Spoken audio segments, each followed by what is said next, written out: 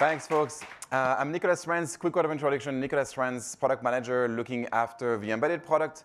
But today, I'm actually going to do a few different things. I'm going to wear a few different hats, and I'm going to almost take you on a vacation. So what we're going to do is we're going to be looking at listing information. We're going to be looking at the vacation properties and trying to understand how we can analyze this information and go further. So first hat I need to wear is I'm going to be Alex. I'm going to be a data engineer. And so data engineers, what they have to do is they have to create a semantic layer, right? You can't analyze any information if you're not having a solid semantic layer, if you don't have the right tables, the right joins, the right columns that are being selected for your analysts to work on. Do I want to do that? I don't really want to do it myself, right? So what I'm going to do is I'm going to be using SpotterModel to help me with this. So are people ready here to actually see SpotterModel work for me and help me create that model? Yes. Let's do that. So I'm going to start with a connection. And all I'm going to do actually is I'm going to see SpotterModel on the right-hand side to assist me in doing my work of creating a semantic layer. All I'm doing here is literally giving the purpose of the model I'm trying to build and some business context. On the left-hand side, I still have all of my tables. I still will have to select all of my columns. But what I want to do here is I want my agent to do the busy work while I actually focus on the value and added value and context and business context. So you see that SpotterModel is actually looking and finding the different fact tables that I want to look at. It actually even understands and explains to me in summary which each table is there for. So calendar, like which listing is available when, which booking transactions are actually there, are reviews actually interesting for seeing the listing and the property performance. All of that seems great. It gives me a performance and a confidence range as well. So I'm going to start adding that to the canvas.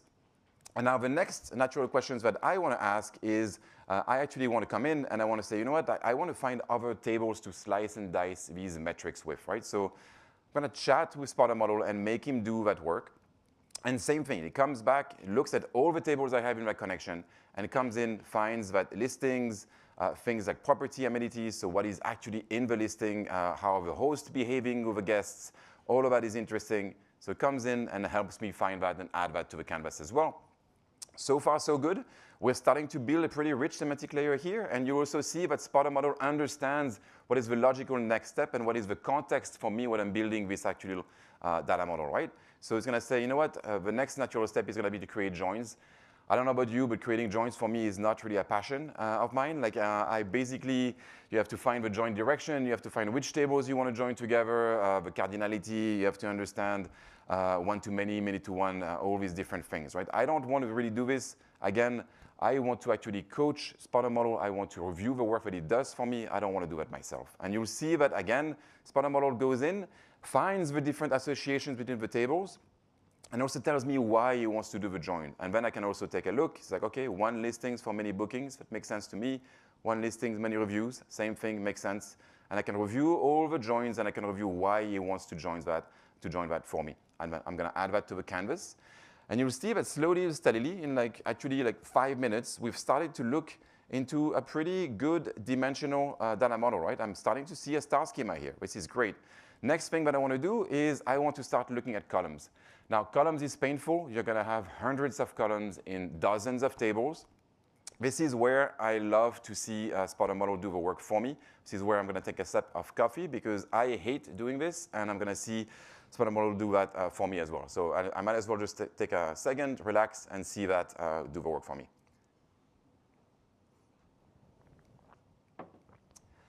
Now, what's interesting here is that when you look at through these dozens of tables, you're going to have, again, hundreds of columns. Understanding which ones are actually relevant is always a balance for us, right? We're looking at basically understanding exposing too many columns versus not enough, making sure that the semantic layer is rich.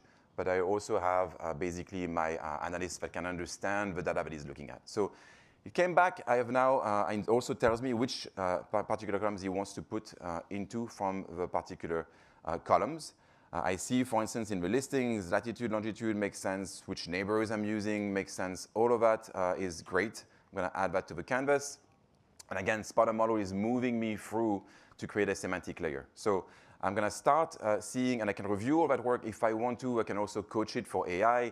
Plenty of things I can do here. But this is great. In 5 minutes, I've created a model. So what I'm going to do now is I'm actually going to come in, save that model and call that Airbnb, and exit. So let's take a second here. In a few minutes, I've actually started from nothing, from a connection, and I got SpotterModel. I actually I told SpotterModel exactly what to do, coached him to create a great semantic layer, and got done in a few minutes. So that's awesome stuff. That starts to build a solid foundation for my data model for my analysis to start. Now, what we're going to do is we're going to start to shift context a little bit. So I'm going to wear a second hat now. Now I'm actually a data analyst, and I've been asked and tasked to actually create dashboards for my end users. So what does actually dashboard mean in context, right? I have to start creating a canvas. I have to understand the data model, which data model to even select. I have to start creating visualizations. I have to arrange them in a way that makes sense for the narrative, for the analytics to be easy to consume for my business users, for people that don't have the context. So all of that stuff is, again, pretty painful. Do I want to do this work alone? I don't really want to do this work alone. So what I'm going to do here is I'm going to use SpotterViz to help me with this. Now, I'm coming here. I have an empty page, so that could be writer's block. I don't like to have an empty canvas to start work for. But on the side, I have SpotterViz helping me and helping me get started. I have a few prompts that I can do, but what I'm going to actually do instead is I'm going to give him my own prompt. So let's zoom in here for a second. What I am actually asking, the only thing I'm actually saying SpotterViz is I want to create a live board, and I want to analyze host manager performance. I want to see the listing performance. I want to look at reviews, and I want to see a few things that I want to slice and dice with, like location, room type, host qualities, a few things that I know typically will be interesting for that analysis. And now behind the scene, let's take a look at what SpotterViz is doing for me. So it understands the context. It looks and it understands that I have no information so far in the live board. Then it will, let me just go back up here, it will understand the right data model to use. So the Airbnb model that Alex built for me just a minute ago in like 5 minutes from SpotterModel is right there. It understood it's the right context for the question, the business question that I just asked. Understanding this, and then it's going to start creating 15 answers for me in a few minutes, right? So if you take a look, it understood also the data structure. So let me come back right there for a second. And it also understands how to put the information architecture of a live board, right? So KPI first, then breaking it down into specific segments of information, like location analysis, room type analysis, things like that.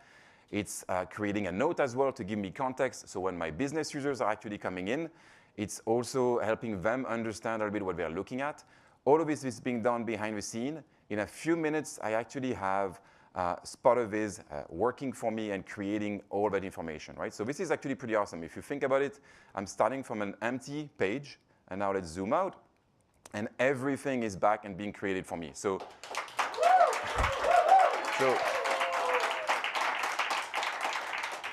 if you just take a second to think of how long it would have taken you to actually create this, create the vizes, create the right visualization, group them together, organize the information in a way that's easy to understand. Just think of the time that SpotterViz just gave you back in your day and the time that you get back to actually analyze this information and draw insights.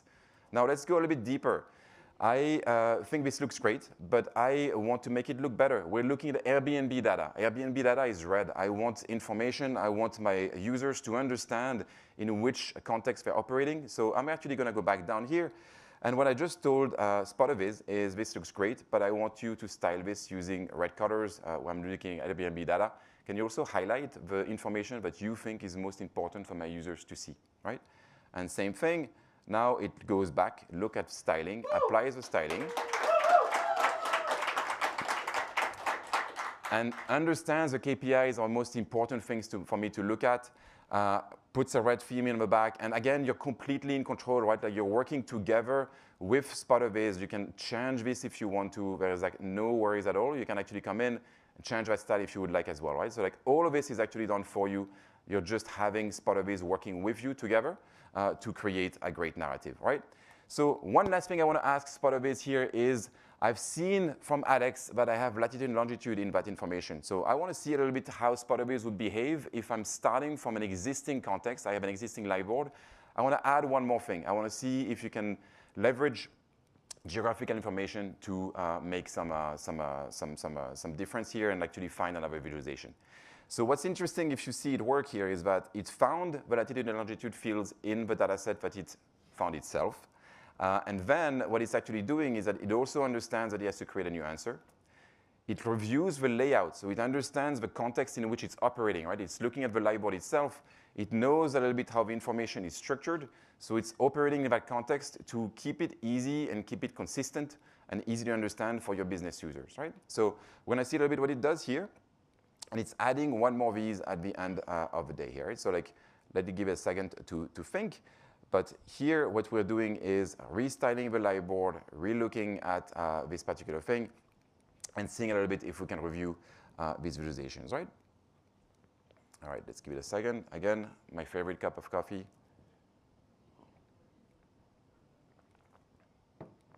And seeing if that can go back from me, right? All right. So while this actually was working, again, if you're taking a look at all of that, you're seeing grouping of information. You can collapse SpotterViz and actually work yourself with this. All of this is actually completely interactive. SpotterViz is also smart enough to have put you into an edit mode. So you actually see that everything here is here for you to build with SpotterViz directly.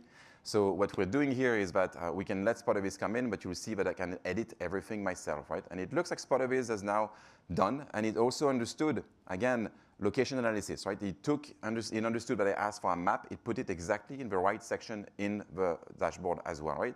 So this is awesome stuff. I actually want to save this. And what's great here is, again, if you take a second, all the amount of work that you would have to do this would have been probably hours and days of your work. Here, you're actually coaching an agent to do the work for you and focusing on analysis and insights. So that's great stuff. But we have one more hat to wear here. When you see information that's useful, what do you think? You actually think, do I want just my business users and my internal users to look at this? I don't want this. I actually want to start looking at embedding, right? Embedding is the future of analytics. I want my external users to be able to leverage all the goodness that's coming from Spotter, that's coming from creating insights in ThoughtSpot. So last hat, I'm going to wear a hat of a developer here. And what do you have to do when you have to develop an application? You have to, well, first you have to know how to code, and then you have to start going through all the documentation of your particular vendor. You have to understand how to embed. You have to understand which options are there for you. Do I want to code? I don't really want to code, right? So like, what we're going to do here is that we're going to see what SpotterCode can do for me. So here I'm in Cursor, so in my favorite IDE right now. I'm going to see that I have a new skill in Cursor, which is going to be SpotterCode. SpotterCode can look at the ThoughtSpot SDK docs, can look at style customization, can find code example to write it exactly the right way.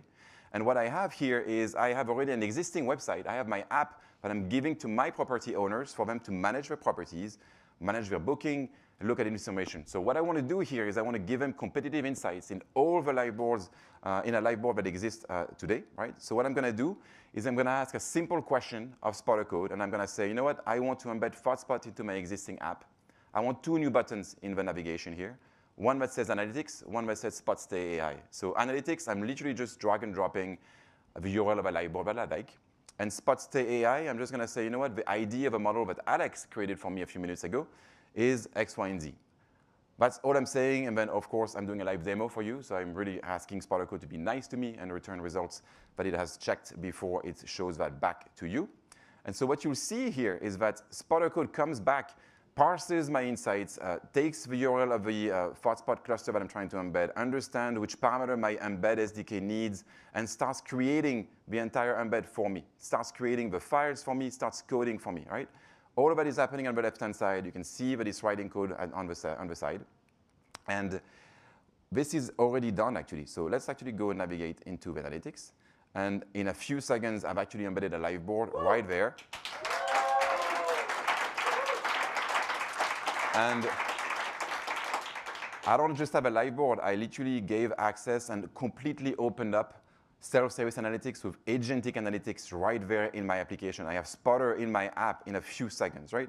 But now I'm detail-oriented, right? I'm seeing that the branding, that I can see that there is an iframe in there. I can see that there is a bunch of buttons that are not styled the same way. So I'm going to ask one more question. I'm going to basically say, you know what? Like, I want you to take a look around at the context of what you have, right? Look at the embed application, the core application that is embedding ThoughtSpot, and actually look at the button styles, look at the radius, look at the hovers, look at the branding of the colors that I have for my app, and make ThoughtSpot blend with this, right?